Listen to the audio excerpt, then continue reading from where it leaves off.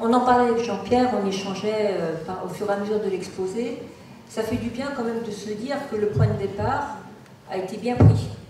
On ne s'est pas trompé d'orientation. Au moment du carrefour, on a pris la bonne voie.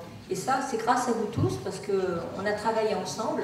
Et si on a décidé de d'accoler le mot Alpes, c'est parce que vous m'aviez dit qu'il fallait mettre tout de suite le mot Alpes.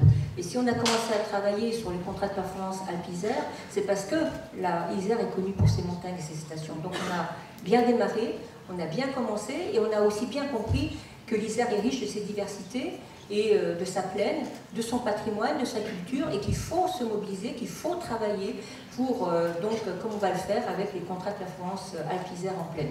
Donc on est dans la bonne orientation, on est dans la bonne direction. Maintenant, il faut continuer sur deux choses. La première, c'est qu'il faut se démarquer, il faut être spécifique, et donc pour cela, deux choses.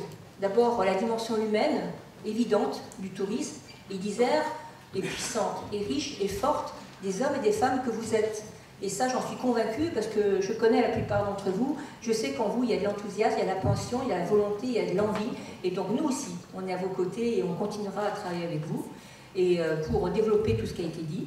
Et enfin, le deuxième point, c'est que l'Isère est forte de son identité, est riche de son histoire, et que ce n'est pas pour rien qu'avec Frédéric Puissat, avec Fabien Mulic, avec l'exécutif et Jean-Pierre, bien évidemment, on a misé sur notre identité, sur ce que nous sommes, et donc mettre sur rail le premier train électrique au monde, le train de la Mure, eh bien c'est pas un hasard. C'est parce que nous voulons nous débarquer, avoir du tourisme qui a du sens, nous adosser à ce que nous sommes, et que donc ça, on ne peut pas nous l'enlever. Le premier train électrique au monde, c'est en Isère, on ne peut pas nous l'enlever.